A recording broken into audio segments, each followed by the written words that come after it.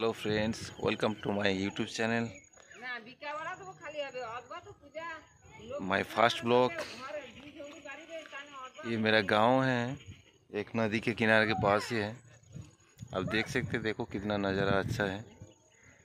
एक जंगल है, जंगल में दोनों के बीच देखो, उस साइड में भी एक गांव है और इस तरफ अपना गांव है। उसमें छोटा सा, उससे आगे और कोई नहीं है, छोटा सा गांव है। उसके बाद ही समुंदर ही समुंदर है।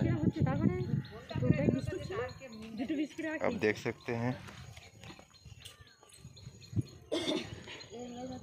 छुट्टी आए हैं।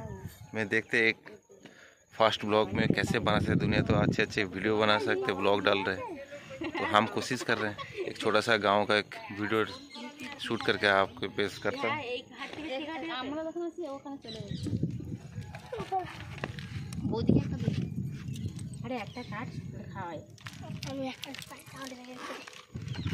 পেট ভুল হচ্ছে আর খেয়ে আসছে, যেন খিদে পাচ্ছে। দুটো বিস্কুট আসার সময় মুখে ফেলে চলে আসছে। জল বোতল আনলে ভালো, জল বোতল আনে ভালো। তো ওকে বলছি জল বোতল আনছিস না, আমি কি বিস্কুট খেলে জল খাই।